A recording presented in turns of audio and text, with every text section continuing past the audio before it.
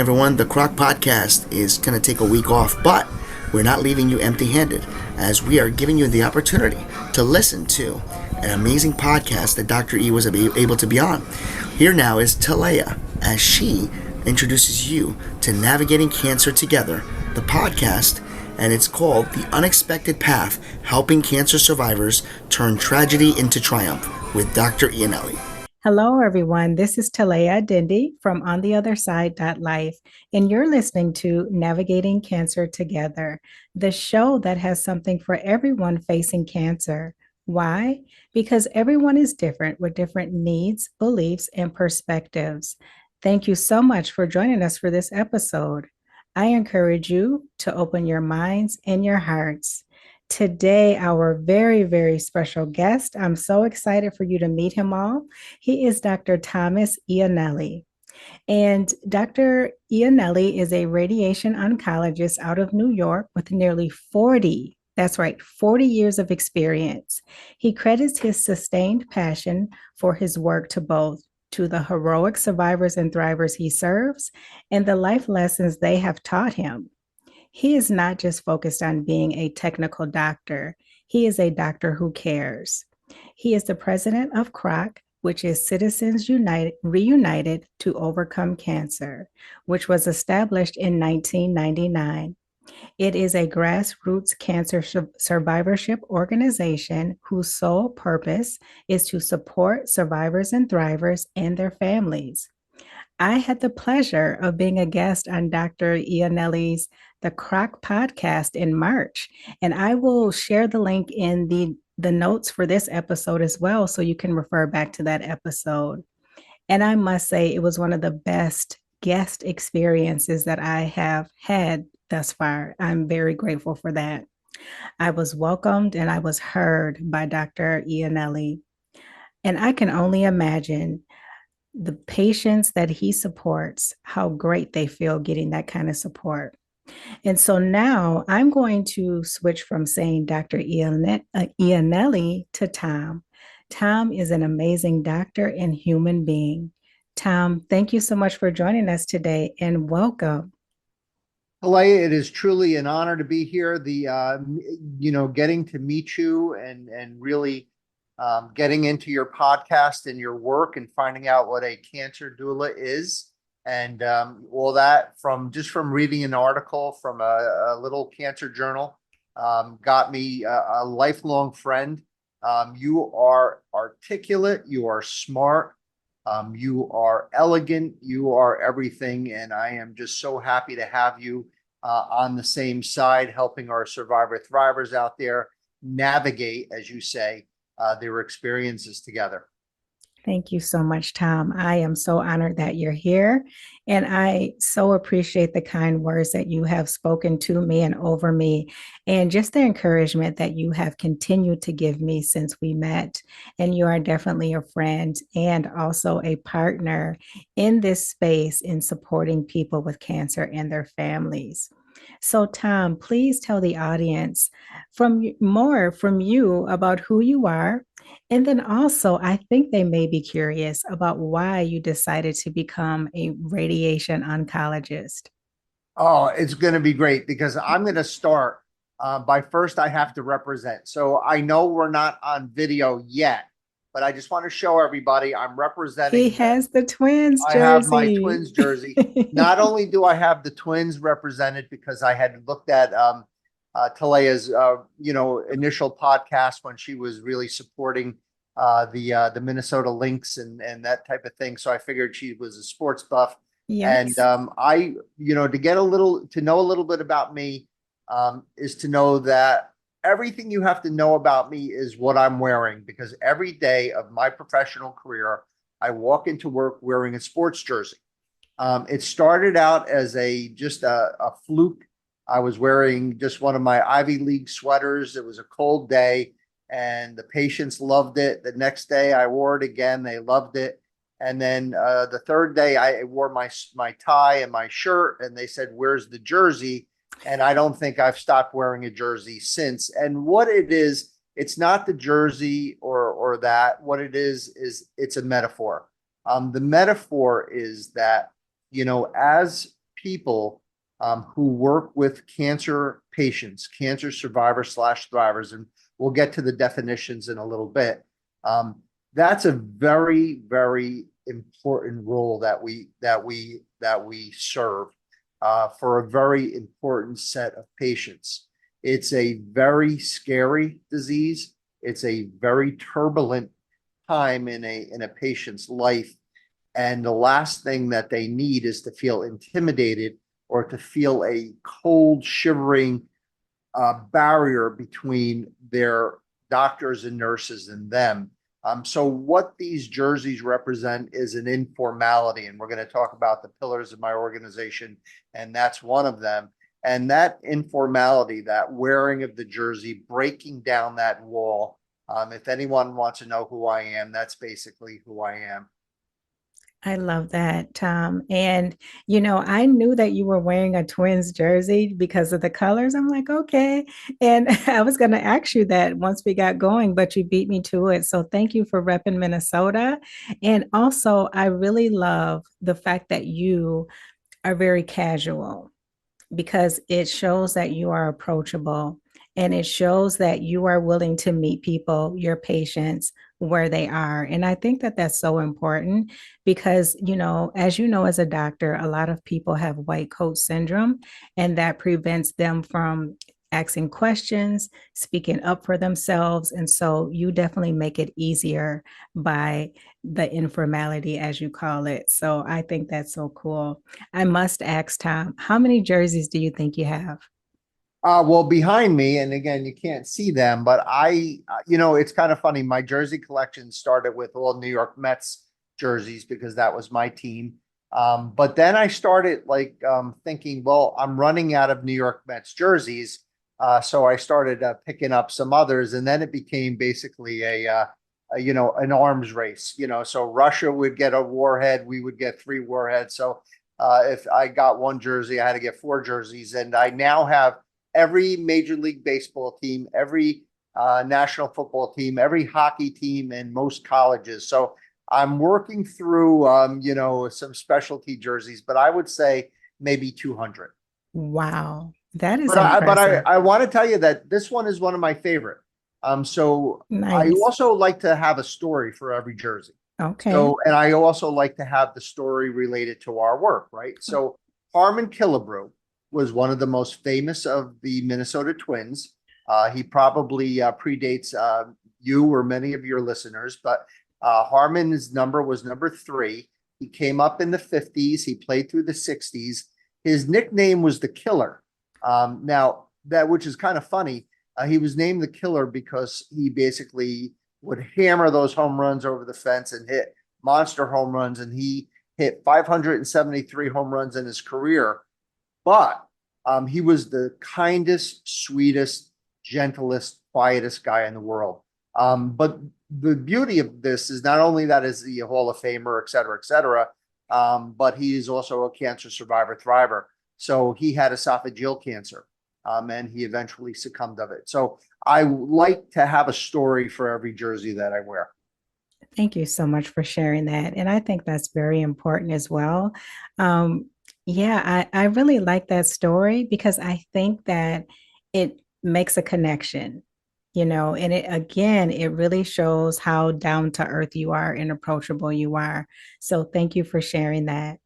Tom, I'm sure that you've seen and experienced a lot of changes, loss, and grief.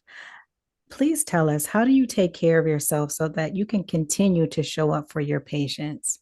Oh, I appreciate that question. I think that's a very important question for all of my colleagues. So all of the people in healthcare who are taking care of our cancer patients, um, what Talaya is saying is we need to refresh. We need to reboot. We need to recharge. We're not going to be good to anybody if we come in and we're burnt out, which is a very common experience for care providers in oncology. So for me, and this didn't happen as a young kid, in the Boy Scouts or anything. I just found nature when I was in my late 30s and found adventures and, going out into the world and traveling and climbing hills and trails and mountains and biking through countries and doing all sorts of cool, crazy stuff. I think gives me a different perspective, a chance to sort of see beautiful things and again, enrich myself from seeing different cultures, different diversity, different people, and bringing it back, to my clinic. I don't just travel and don't tell anybody where I'm going. I involve everybody. And when I come back, I usually have some kind of a cultural gift for everybody in the department and, tell stories because inevitably there's going to be a story, like living in an oil can in the Caucasus Mountains of Russia for a week, all sorts of different stories. So, and it really actually increases the morale of the clinic. And the patients, again, love the stories as well. So that's what enriches me. My greatest joy outside of taking care of cancer patients, survivor thrivers, is my 3 children. They're grown now. And I would be honored if any of my 2 daughters ever became even 10% of the individual that you are, Talaya. Oh, wow. Thank you, Tom. I appreciate that so much. And I'm sure they are amazing women. And having a father like you, I'm sure that they are just knocking the ball out the park. So, and Tom, it's very apparent to me that you are used to, you mentioned diversity, that you're really used to and comfortable with being around different kinds of people. And please tell the audience, Tom, like what have your patients taught you over the years? What are like 2 or 3 key things that you've learned from your patients? Yeah, well, you mentioned diversity and differences. So, one of the greatest gifts that I think I have, again, from our creator, and I don't want to get too religious or whatever, it seems not to be in fashion these days, but if you do have faith, Sadly. yep, I know it is, but if you have faith and if you believe you have a higher power, one of the greatest things about being a caregiver is you get to take care of people in great need. And you get to take care of people who may not have the same advantages that you have. They may not have the same resources you have, may not have the same upbringing that you have, and certainly come into the table very, very needy. And you will also get a great opportunity to see people with every shade of color under the earth. And to me, to be able to meet somebody in need, no matter what their gender is, what their orientation is, what their affirmation of themselves are, whatever their cultural background, get to know them a little bit, and to have the privilege and honor of caring for them. You had asked me before, who I am. The first question I ask a patient when I see them isn't to tell me about their prostate cancer, is to have them tell me something about them. And they kind of look at me a little strange and cockeyed, and they don't really understand what I'm saying. And then, then I'll kind of, tease it out of them. But, and you can imagine tens of thousands of stories. I have met patients that have met popes and presidents. I have had people from being COOs of companies to people who have been black dirt onion farmers, immigrants, and people of service, military, police, firemen in the Hudson Valley, to the highest of the highest to the lowest of the lows. And again, it's a privilege and honor to get to know each of them. But as far as the lessons that I've learned, there's 2 that I think that are most visceral to me. Number 1 is courage, right? I happen to have a lot of good traits in the sense that God gave me a lot of gifts to help my patients, but I am a terrible hypochondriac. So when I walk into the clinic and someone has a real problem, it really puts things in perspective for me, and lets me really try to be courageous in my own personal life, because all of our patients, universally express that bravery and that courage. And number 2, and this is a really important lesson for all of our listeners on your show, that may not be survivor thrivers, but may be a family member of one, or just someone who enjoys your show, or someone who's just a friend. There's that perception, that realism. I think that we have a very fantastical view of our own mortality. Even as Yeah. someone, in my mid 60s, I don't really think about my mortality, even though, technically speaking, the sand in my hourglass is starting to come down. I don't think about it ever. And I think I have this feeling, which many people feel if they don't have cancer, that they're basically immortal. And then I tell the story to all of my patients, and I've said it on my podcast. It's the story of the heart attack and the breast cancer. So a woman who's 45 years old and a man who's 45 years old walks into the emergency room on the same day at the same moment. The man's having a heart attack. The woman has stage 1 breast cancer. They both go into the hospital. The man gets his stent or his bypass. The woman has her lumpectomy and then goes in for her radiation. They both leave the hospital on the same day. One of the patients is going to go to the bar, going to have some fried chicken, going to drink a few beers, going to play some golf. And the other one is going to go to the funeral home and is going to buy a plot. Which one of them is, obviously the breast cancer patient is going to the funeral home. The guy with the heart attack is going to go drink some beer, smoke some cigarettes, and eat some chicken wings. And guess who's dying first? The heart attack is going to die 30 years before the breast cancer patient. So I think it is that realistic view of our mortality is a great lesson, because there is no denial with cancer. There is no, well, you know what, I'm going to be okay. I'm going to live forever. No, you realize that the clock is ticking, that again, you have an expiration date, and when it is up to our creator. But that is something that I think cancer survivors have, which I've always said is an advantage. In 40 years, Talaya, I have never met a cancer survivor thriver who has not told me that cancer in some way, obviously sucks, you don't want it, but hasn't been a gift in certain ways. I would have to agree with that, Tom. It certainly has been for me. It really, and I'll speak for myself, it really opened my eyes to areas of my life where I actually deserved better. Um, Areas of my life where I wasn't fulfilling my purpose.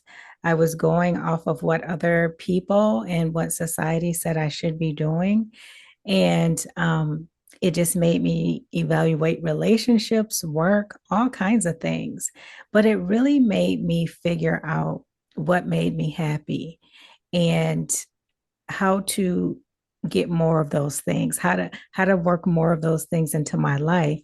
And then also it really forced me to learn about my body, what it needs, how to listen to it, where to go if I'm not sure about something, different things in nature that can possibly be healing as well. And so it just really opened my eyes to a lot of different things. And I love that you bring that up, because that's so important. And then also I want to piggyback to something that I think is really important. And that is when you described what you do or say when you initially meet your patients and you say, "Tell me about who you are."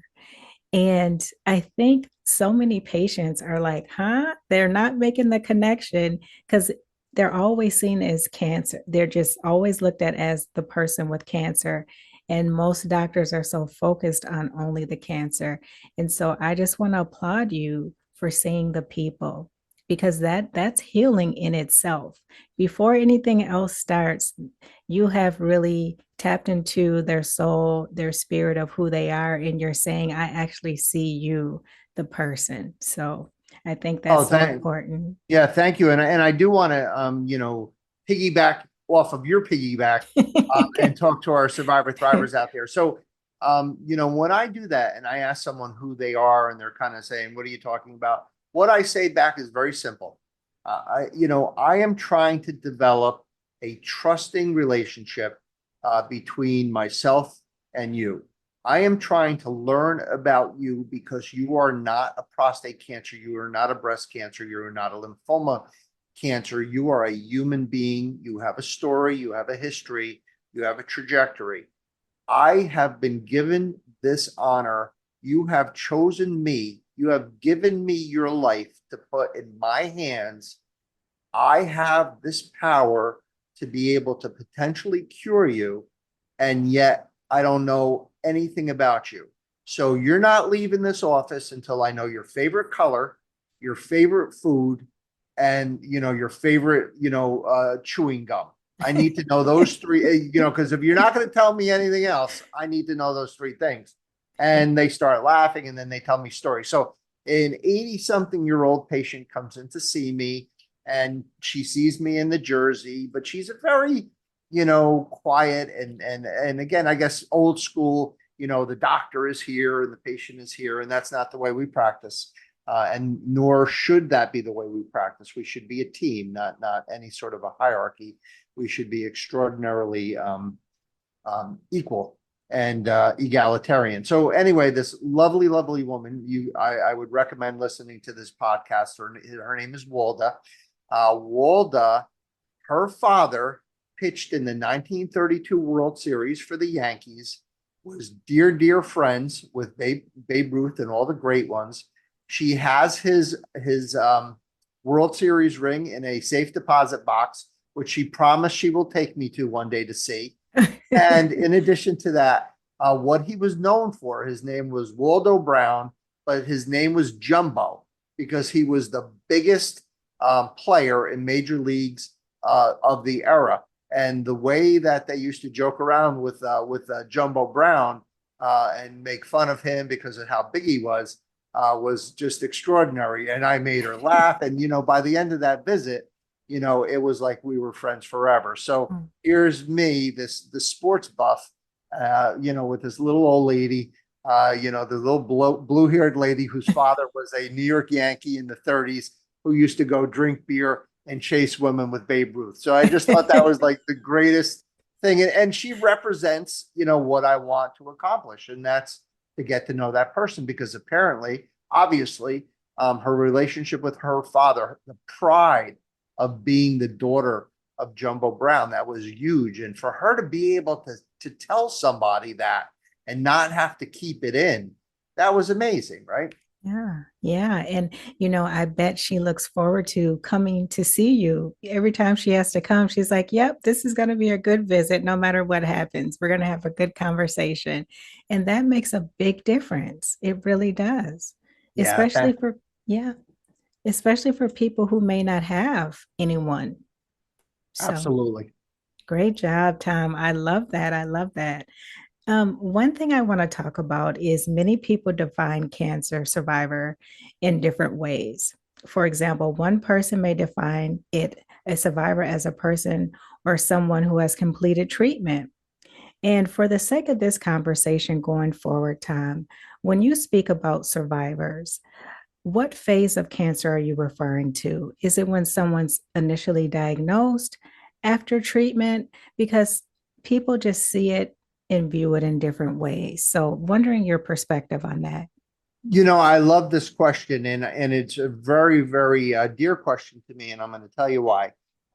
So we're on our fourth year of podcasting, and when I was starting Yay. to, but thank you. When I was starting to podcast, I thought one of the first, and what we did in the beginning was we did what was called modules. So we would basically take a subject and maybe do 2, 3, 4, 5, whatever podcasts on that particular subject. And what better way to start a podcast for cancer survivors than defining survivorship? So that was basically my first module that I did. And I did some deep digging and research. So I love the subject. And I'm going to tell you guys all the story of Dr. Fitzhugh Mullen, because Dr. Fitzhugh Mullen was the guy who identified or began that term of cancer survivor and the cancer survivorship. So Fitzhugh Mullen was a very privileged, male who grew up in New York City. His grandfather was a physician. His father was a physician. He went to a very privileged, private school in Manhattan. He went to Harvard undergrad as a history major and the University of Chicago for medical school. Now, here's this privileged white doctor, and where does he end up? He ends up one summer during medical school in the Deep South in the 1960s in Mississippi. And he's sitting on the porch with the patient, and there's a bunch of people that are trying to come and start doing some lynching back in the 1960s. And there's this there's young, probably skinny white kid, in the bowels of Mississippi, probably in one of those, cupboard, shacks, ramshackled shacks on some, whatever, a sharecropping plot with all of these people sort of coming through, trying to invoke terror and fear through the community. And that set ablaze this social activism in Dr. Fitzhugh Mullen. Fitzhugh ended up in public health. He went to New Mexico, worked with the Indians for 3 years, worked with C. Everett Koop, et cetera, et cetera. But what made him special, here's finally the part of the story about the cancer survivor, is at age 32 with a 3-year-old kid, he ended up with lung cancer. And he was at Harvard. They did surgery, they did radiation, they did chemotherapy. They did everything possible to try to kill him. Basically, when they went in to do the biopsy, they cut his vena cava. He almost died. The radiation caused his sternum to become necrotic. They had to cut his sternum out. He ended up having to have skin grafts. He had chemotherapy. He lost half of his body weight. And here he was, a doctor, 32 years old, on death's door with a 3-year-old kid. So when he recovered finally through everything that he went through, he began the National Coalition for Cancer Survivorship. And that term, survivorship, came directly from Fitzhugh Mullen. Now, his career is decorated on so many different levels: health equity, disparity of care. Here's this guy, unbelievable career, just unbelievable, Hall of Fame guy, to use a sports analogy. But getting back to, him with survivorship, thrivership. So I'm, now on episode 3 of this module, and I'm all on the bandwagon for survivorship. So survivorship, according to Dr. Mullen, starts from the second that you get diagnosed with cancer. There was no differentiation between a cancer survivor who was going to be cured and a cancer survivor who was not going to be cured. And I thought that was brilliant. So everyone is on the same page. It's a level playing field, and everybody is going to be a survivor. And then I met Dr. Katie Deming. So Dr. Katie Deming, who is from Portland, another radiation oncologist of all things, she wrote the Sentinel paper on there is a large group of patients who actually do not relate to the term survivor. They actually are off put by being termed a survivor for a great number of reasons. So for that reason, when you listen to my podcast, I never say survivor without putting that slash and saying thriver, or you can say aliver, or you could say whatever you want. I know that you consider yourself a thriver, and and much respect to that. So I don't want to pigeonhole anybody in how they identify in their journey with cancer. It could be as a survivor because it's intuitive. It's like, I'm a survivor of a circumstance, of this great battle that I created. Also, a lot of people don't want to be known as warriors. You would think that would be, something that would be, advantageous, but it's actually, a lot of people don't feel that way. So that was sort of a long answer, but I love, it's a colorful story, and it's all historically true. And it's so important because I'm going to be honest, I didn't know the history behind it. And so that really helps me to really understand the value of those words. And you're right, Tom, it's really each person's preference, whatever they feel. And I always, when I was going through my cancer journey, I didn't really see myself as a survivor until after survivor thriver, until after I completed treatment. So to each his own. But here's the thing, language is important too. And you mentioned like warrior and conqueror and that kind of thing. That invokes like a battle or a fight. And I think that's not the way that I would want to look at cancer just because it kind of invokes this feeling of like fear or anxiousness or something like that. And so, but everyone's different. Everyone's Yeah, different. absolutely. And even with my own organization. So now we're talking 25 years ago. So Mhm, 25 years ago, I came up with Citizens Reunited to Overcome Cancer. And the acronym is CROC, and our little, what would you say? Our mascot is a crocodile, right? Obviously, and mhm, blah, blah, blah, blah, blah. And then our little sort of motto is uh, turning tragedy into triumph, right? So mhm. now I'm on board number, Jesus, maybe 20, like if I've been doing this 25 years, I'm probably on my 12th board. And the new board member comes on board this year. He's fantastic. His name is Nick. I love him because he questions everything. He's a total skeptic. And he said, I don't like this. I don't like overcoming cancer. I don't like this turning, tragedy into triumph. I don't like any of this. And I say, Nick, I get it. Especially nowadays, we're talking about survivors and thrivers and this and that, and everybody wants their own whatever. And I'm Mhm. saying, Nick, I get it, but you know what? I've been doing this 25 years. We're branded. We're not changing it. That's it. Deal with it. Get used to it. Mhm. That's just, I'm going to have to put a nix on that, but it's true, right? The words are Mhm. so powerful. They are, they are. So thank you so much for going into detail on that. I think it's really important.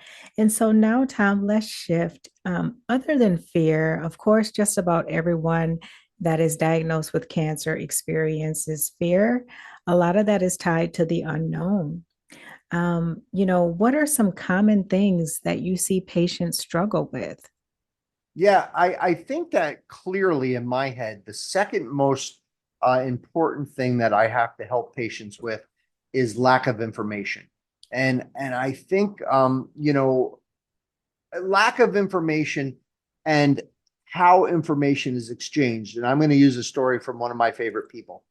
So let's first talk about confusion and lack of information. So a person comes in and, when we talk about Citizens Reunited to Overcome Cancer, and we talk about my podcast, and we're going to get into this in a little bit, what are some of the things that I try to evangelize about? And that's the broken system of medical care, especially the broken system of how oncology is being managed. And one of the problems is that the doctors and nurses have a limit to the amount of time that they could spend with each patient. Number two is that the comprehension level of each patient is different, and it should be because not Mhm. everyone is different. I mean, not everyone is the same. Third thing is that because if you have a lack of time, plus everyone has a different comprehension level, and then you bring in the complexity of cancer, especially in this day and age, because now we're talking about individualized genetic and targeted therapy whose pathways are so intricate that as a mid 60 doctor, I literally have to go back to school to learn all this stuff. That's how, intense things are getting in the field. So now a patient comes in, has no idea what they're dealing with, has no idea, no information, and that type of thing. And I had a patient and their family come in the other day, and she wasn't doing well. She looked terrible, and none of her oncologists were telling her what was going on. I literally had to take an hour. I literally had to stop everything and basically build that foundation where they knew what was going on. They didn't know their stage, they didn't know their prognosis, they didn't know anything. And something just as basic and rudimentary as just what do I have? Like, what kind of cancer do I have? Like, I have a stage two. What does that even mean? I don't know what a stage is. Lymphoma, Hodgkin's lymphoma, non-Hodgkin's lymphoma, follicular lymphoma. I mean, we could talk all day about lymphomas, of which I know that you're an expert, right? So Mhm. then, which is a great segue into the way information is exchanged. To my favorite person is Talaya Dendy. And the way my friend Talaya was told she had cancer was on Mhm. a Friday afternoon driving Yeah. home from work on a freeway from a nurse, um, you know, and my friend had to pull over into an Annie Says or a Filene's basement or wherever you had to go, and just to walk around, just to kind of Yeah. get your bearings, just so you can get home alive and not crash your car, Mhm. into an embankment, right? So That's right. we have fear, lack of information, confusion, and the way information is delivered. Those are my pet peeves. Those are the things that I think really are my take-home messages about that question. Yeah, I think all of those are so critical. And the way information is delivered, I think that is so overlooked. And Tom, can you please just explain how you were able to take that hour? Because a lot of times, no one's going to take that hour. They're just going to say, you know what? Yep, yep. Talk to the nurse or reschedule, or, it's just very short and curt, and that makes the person feel even worse. So, how is it, Tom, that you were able to take that hour in a system that gives you what seems like 2 minutes to the person who has cancer? The answer to that is very easy. It's teamwork. So, Mhm. who is your favorite player on the Lynx? I would have to say, well, she's not on there anymore, but Maya Moore was my favorite player. Okay. Say Hmm. she's having a stinker of a game. She's just Yeah. having a terrible game. I mean, she can't hit the side of a barn. The ball's, rolling out of bounds off her foot. She's got 4 fouls. She's just playing the worst game of her life. Hmm. But they have to win this game. So she has to rely on the 4 other ladies on the court. So when we have one of those situations where an emergency comes up or a patient's decompensating or there's a problem, then we have to rely on our team. So, it's at that moment where everyone has to step up, the nurses, nurse practitioners, the advanced practitioners, and everybody has to make that schedule run as good, the best they can under bad circumstances. Coming into a cancer clinic is not like going into a restaurant, right? Mm-mm. So there is no time clock. However, again, getting to my pet peeves, I also am a believer in not allowing our survivor thrivers to accept a 2-hour wait to get into their oncologist's office. I am going to tell you guys, you deserve to be in that appointment. I'll give you 7 minutes, and I will have a patient in a room within 7 minutes of their appointment. So, in order to keep that going while I'm involved in something that's taking longer than I anticipated, I have to rely on the teammates. So, your players, 4 teammates, have to then step up their game and play better in order to achieve what we want to achieve. Thank you for explaining that. And that's so important, teamwork. But that also speaks to how well your staff is trained and interconnected. And I think that's so important because a lot of times, in the cancer and oncology spaces, there's so much disconnection. You can talk to a nurse who doesn't know what the doctor says. There's no coordination of care across different doctors. And so that is beautiful. I love that and so important. A very great example and model that I hope, if there's other oncologists or doctors listening, that they can hear that it's possible. So thank Yeah, you. and it's really and again, I challenge the leaders, in oncology care to create that team. So if you look at some of the greatest teams of all time in sports, again, we're going to go to another sports analogy. Usually and almost always, the team that wins the championship doesn't necessarily have the most superstars. As a matter of fact, most of the time they don't have any more than 1 or 2 superstars. It's really important to develop that leadership. Red Holtzman in the 1969 New York Knicks had a very good team. They were very solid, but they were not the best team. They did not have the best players, but they had the best 5 players who knew how to play together. And that's what you have to do as a leader, is that you have to take your team, and believe it or not, Talaya, it's not a hard ask, because most people that are taking care of oncology patients, taking care of survivor thrivers, want to be there. It's Yeah. not like they're floating and they got stuck in oncology. They want to work with those patients. That is their professional desire, is to help survivor thrivers. So they're there, they're willing, they're eager, they want the responsibility.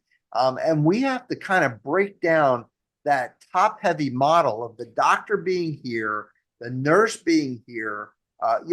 Everyone has to be equal from the minute you walk into the cancer center. That, Sandra, Kathy, Tatiana, Millie at the front desk, right? Those are that's the first layer of, you could either have people that are warm, caring, and loving, or you could have a bunch of obstructionists, right? So first layer, they have to be equal. Then they get into the clinic and they see the nurses.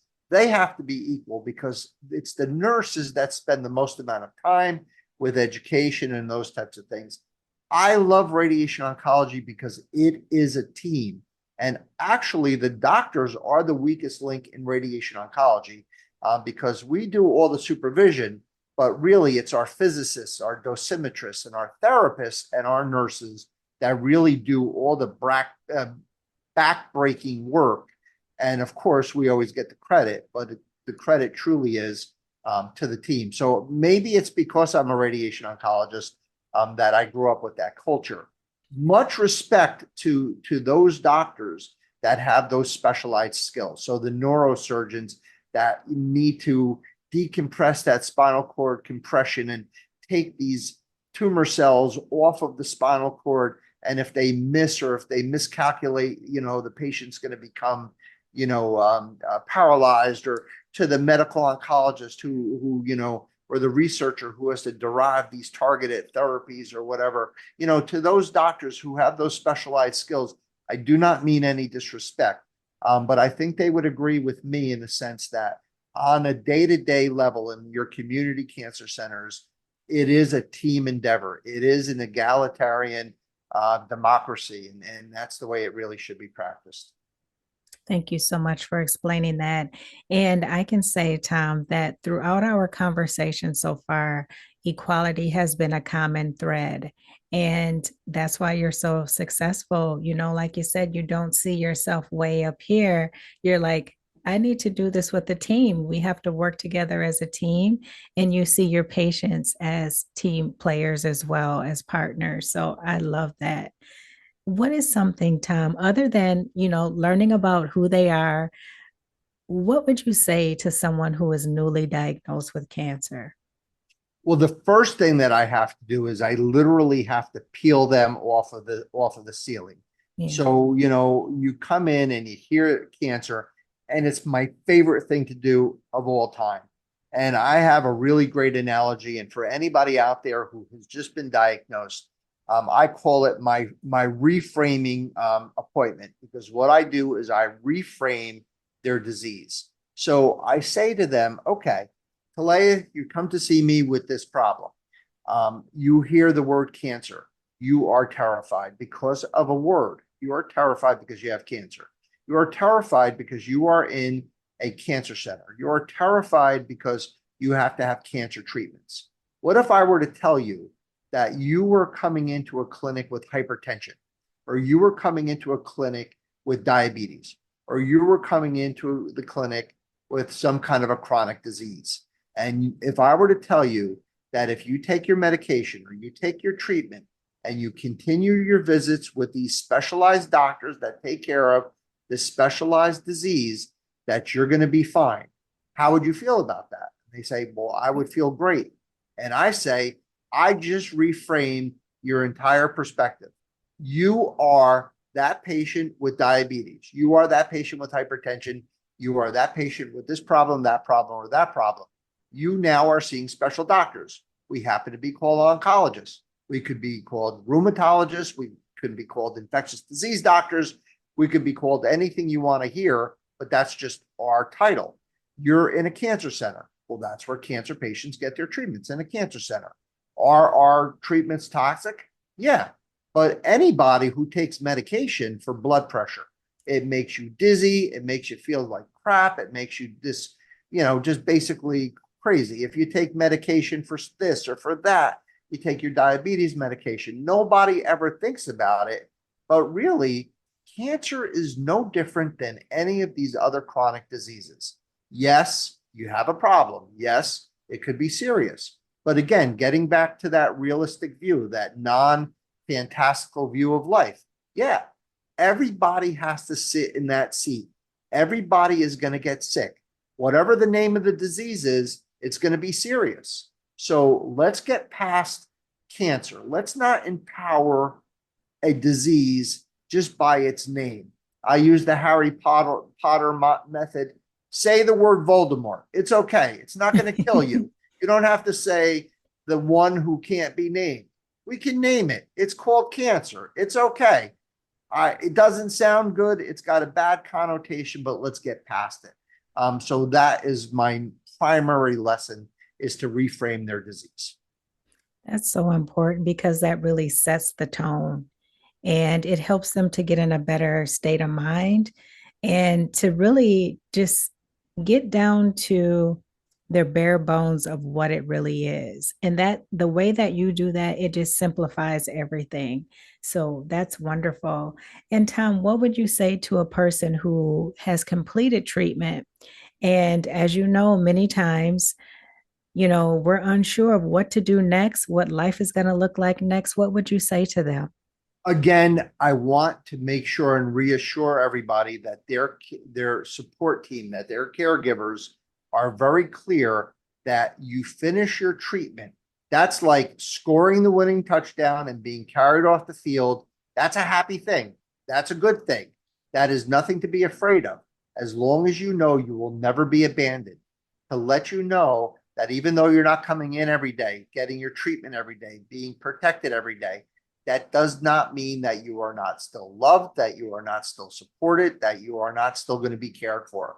You are now moving on to the next step. It's as in any stage of life, going from preschool to kindergarten to first grade, middle school to high school to college to your first job, marriage, kids. It's the whole thing. It's that fear. It's no different. But as long as you know if you're in the right place, because you'll know if you're in the wrong place, is if you don't feel supported, if you don't feel that you are having your questions answered. If you ring that bell in radiation therapy and you don't know when your next appointment is, you find another radiation oncologist. Because the truth of the matter is, you should know exactly what's next. So here's a scenario. Prostate cancer. From the day you walk in, you have the blueprint. You have the playbook. Okay, here's what we're going to do. First, we're going to talk about this, educate you, give you options, gives you alternatives, and do shared decision making. Then we're going to give you 2 weeks. Take a second opinion if you want. Do whatever you want. Pray, talk to people, whatever you got to do. Go through your due diligence. I'm going to call you. I am going to stalk you. I'm going to find you, and I'm going to talk to you, or you're going to call me on my cell phone to ask me questions. Then you're going to make your decision. If the decision is you're going to have treatment with me, fine. If you're going to have treatment somewhere else, fine. All I care about is you get cured. That's all I care about. Then next is your treatment. How is it going to be done? Where is it going to be done? What time is it going to be done? What to expect? Blah, blah, blah, blah, blah. You go through all that. Then you start the treatment. Then you get them through their treatment. You see them every week. You see them every day. You see them as much as you have to see them to get them through their treatment. Then they have to know that they come back in 2 weeks. They see the nurse practitioner. They come back in 1 month. They say they see me. They come back in 3 months. Check the PSA. PSA starts at 7. They're going to check it 3 months after we're done. PSA is 0.8. You're cured. I'll see you in 3 months. We'll get another PSA. They better know that before they even start treatment, because otherwise they're going to be lost. Wow. We need more of you, Tom. We need more of you. That is not happening. I know, and actually we're going to be segueing into the Yeah. broken system. It's such a broken system, Talaya. Yes. It is very, very sad. Wow. I have to thank you again, Tom, for all that you do. I have to. Okay, so now let's talk about CROC, Citizens Reunited to Overcome Cancer. Please tell the audience all about CROC and its 4 pillars. Awesome. So CROC is my sort of uh my passion. Like besides, of course, my passion to take care of our patients. But when I first started cancer care, um, it became apparent immediately that just being great at what we do is not enough. It's such a special disease. It's such a visceral disease. It's such a scary disease that you need to do more. So I started as a young doctor going to what was called the Relay for Life and started getting involved with that. And then I started seeing the power that survivors had. There was this energy, there was this friction, there was this spark, there was this fire, there was this ambrosia, there was this stew that was cooking in a slow cooker, and all the flavors were coming together, and the carrots and the potatoes and the gravy and the hot roast that was all kind of seeping in with the bay leaves, and it was all coming together. And then I met two amazing women in my waiting room, Mary and Beth. Mary and Beth could not have been any two different people. One was a farmer. She was about 6'2" and she was a farmer. I mean, she was thick and strong and tough as nails. And then the other one was this little city girl. Her name was Beth. And Beth, couldn't have weighed 80 pounds. She was this little city girl, a little twig, and they both had stage 1 breast cancer. They met in the waiting room. They became best friends because they had the sharing of this very special bond. And we became friends, the three of us, because they were in the waiting room at the same time. I'm a guy who loves to go into the waiting room and say hello to everybody, make sure everybody's happy and having, a good time and getting to know each other. And they kind of connected with me, and they say, Dr. E, here's what we're going to do. We're both ending on the same day. You're taking us out to lunch. So I said, okay, Evelyn, do me a favor. Don't book me through lunch. I'm taking them out to lunch. I took these ladies out to lunch, and for me, you see how much I talk, right? We're already about 3 hours into the podcast. So I was speechless. I had nothing to say because they laughed, they cried, they shared. They were so connected that it was a connection that I had never even imagined was possible between two human beings. And I said, I don't know how, but I got to figure out a way of bottling this and making this, and getting this out to people.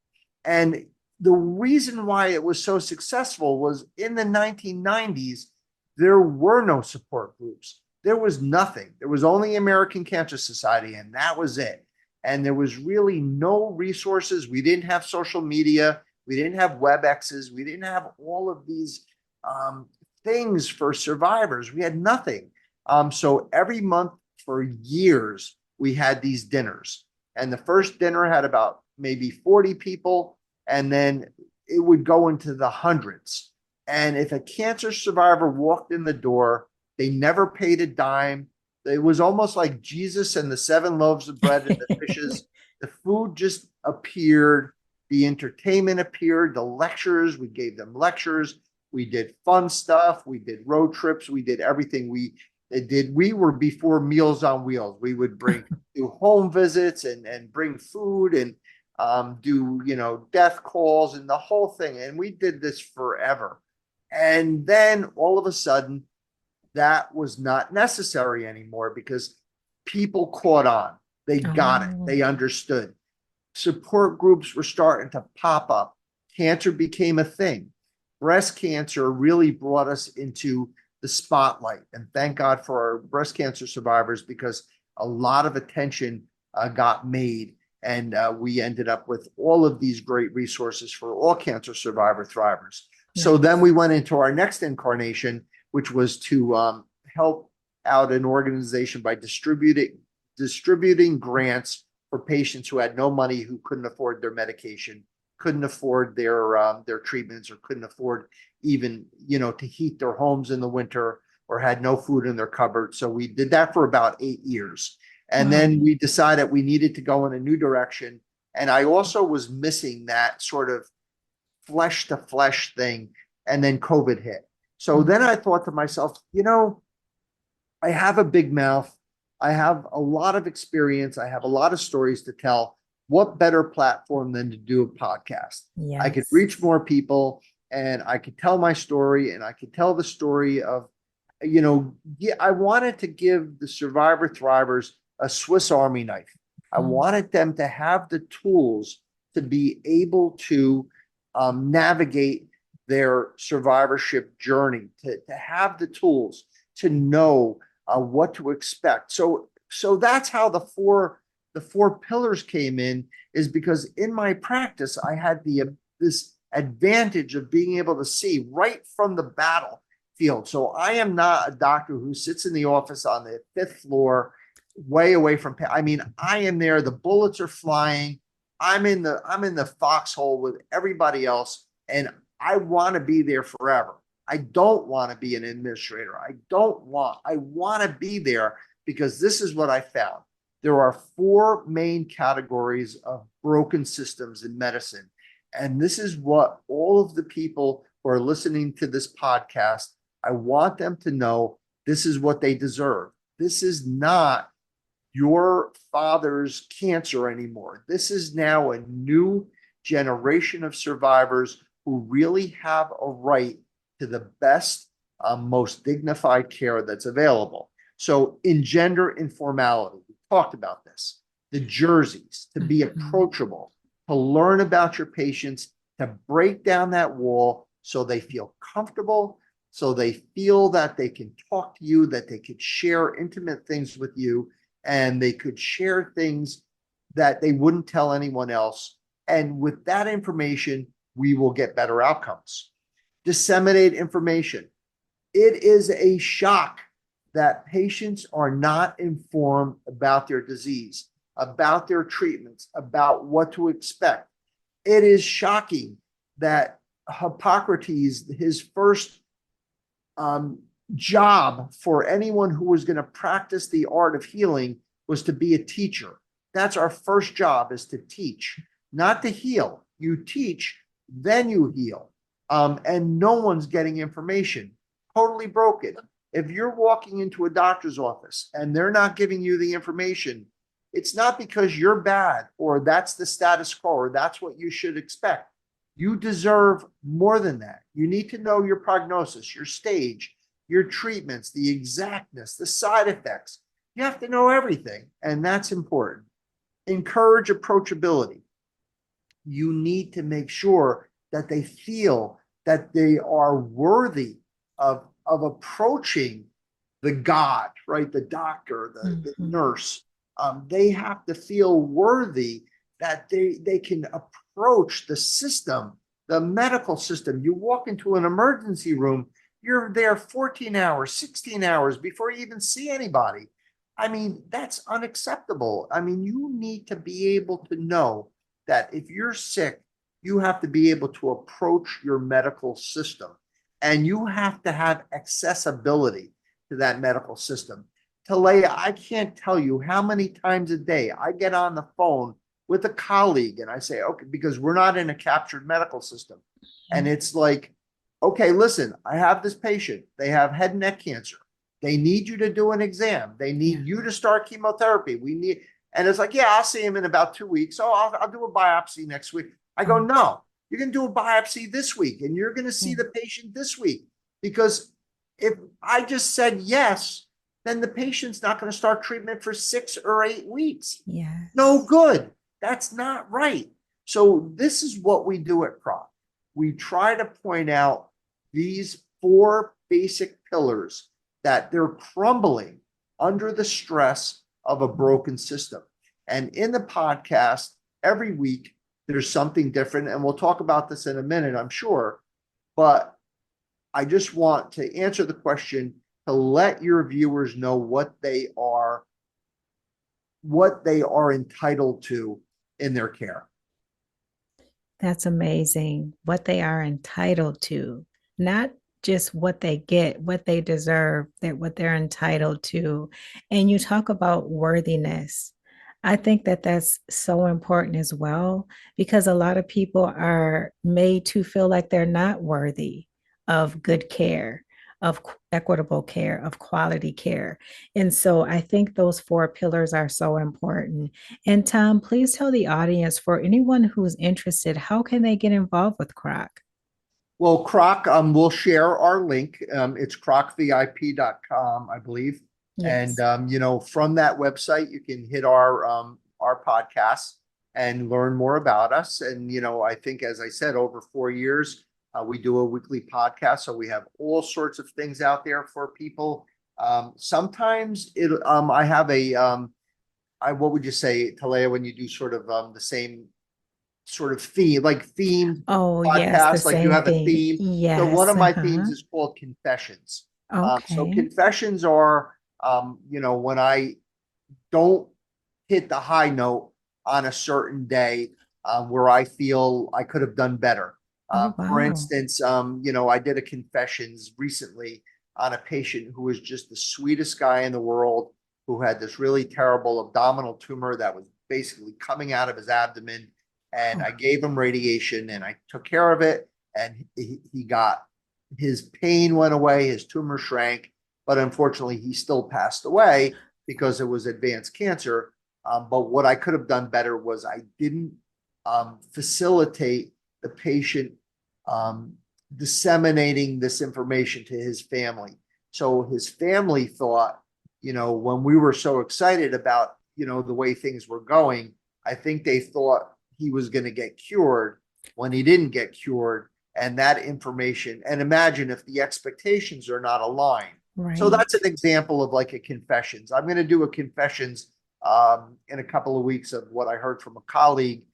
So I had a very nice patient. I still have a very nice patient. She's in her 90s and she has Wow. a wonderful family, but they are the family that wants to know everything, which is great. And that's Hmm. what we want. You deserve that. Yeah.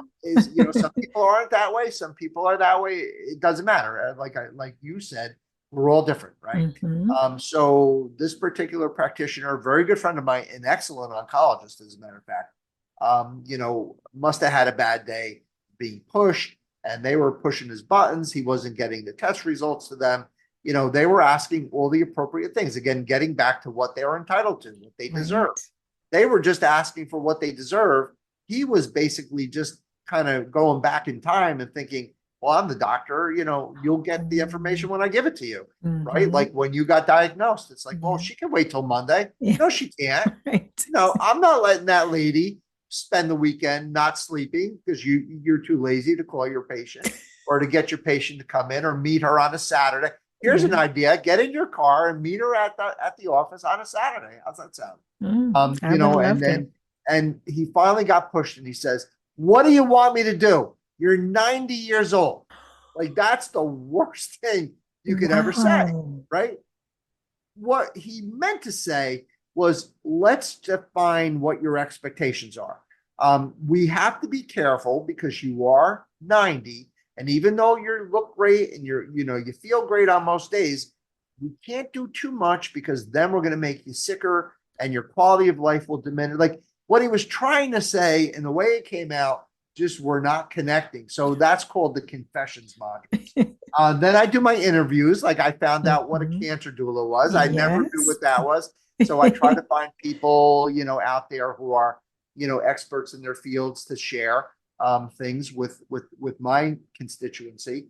I also do, modules like teaching modules, defining survivorship or whatever. And Nice. then I do, and then I spend a lot of time on my podcast going through the broken systems, going through the four pillars. And there's so many different examples. We could go on forever talking about insurance companies and denials and peer-to-peers and delays in treatment and colleagues not speaking. The whole gamut. We try to approach. So I really encourage anybody out there who has an interest or feels that these subject matters might be operative or helpful to you guys. Again, back to that Swiss Army knife. If I could be your Swiss Army knife, that would be great.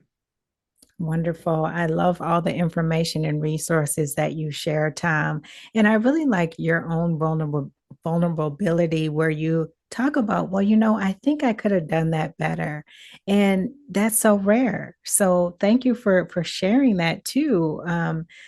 And then also there was one thing that I'm going to go back. I'm going to have the information about your podcast in the listen notes as well.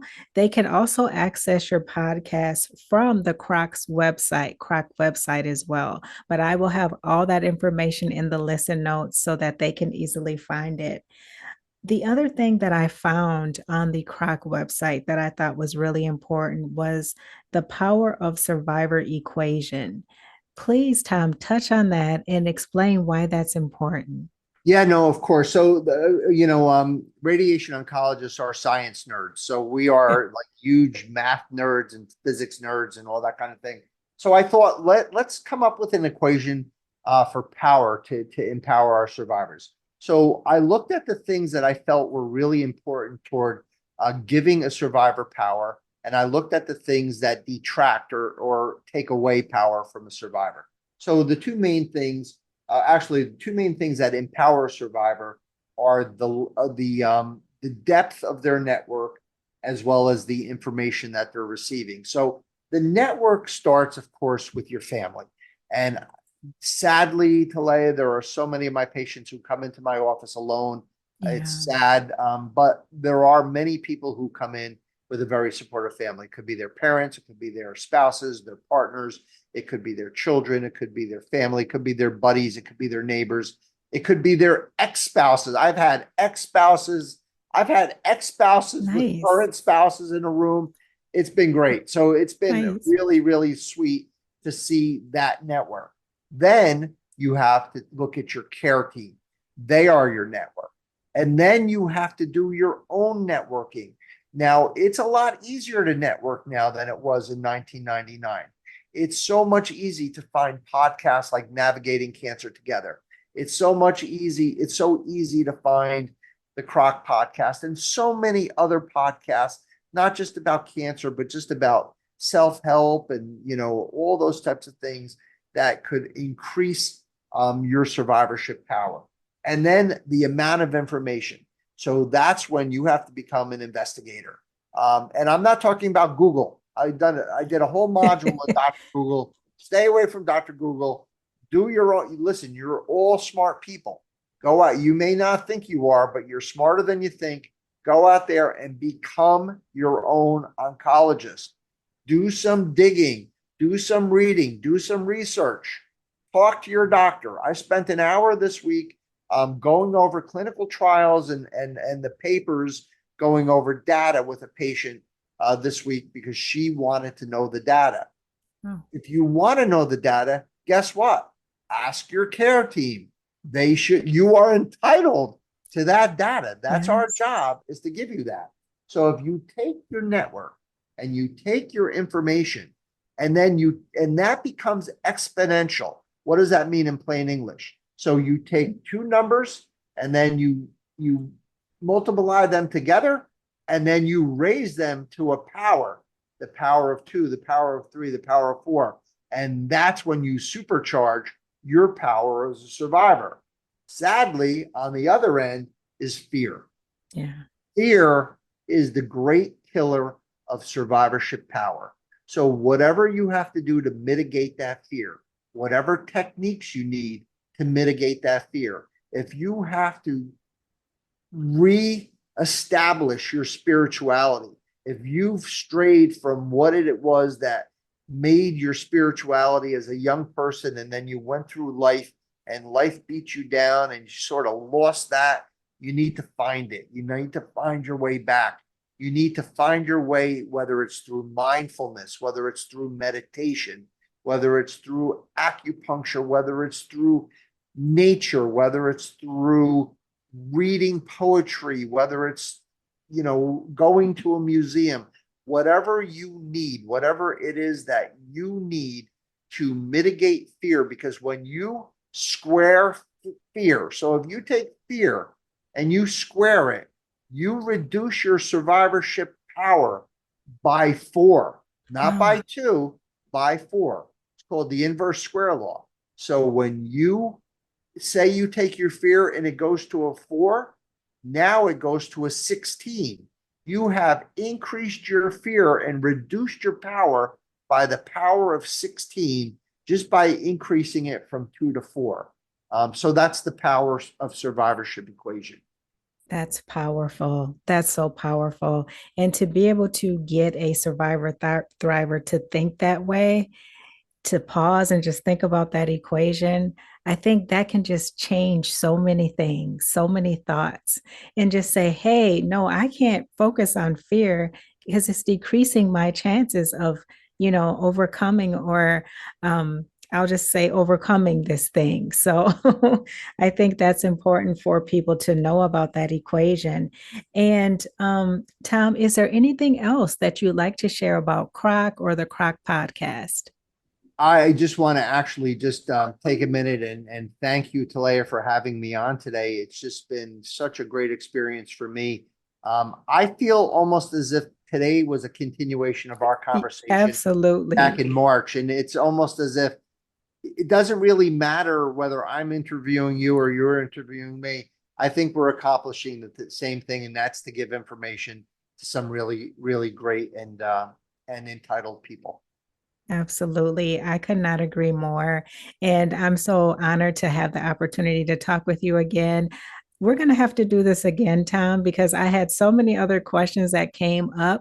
I know you're a busy man, and I just want to thank you so much for being so gracious with your time. I would be honored. Actually, I would love to come on again. And I'm going to basically be texting you every week and ask you, when am I coming on again, Okay. Talaya? All right, we'll get that on the calendar. That's a must. And finally, Tom, is there one I wish I would have known? So I do have advice for you and for Mhm. anyone out there who might be, trying to start a revolution for your survivorship or for survivor thrivers. Join the revolution. It's one of those things where it's not a competition. We're No, all on the same team, and the more of us, the better. The more people that are out there screaming that there is inequity, that there is disparity, that there is unfairness, and there is broken systems that is basically standing in the way of good and equitable care.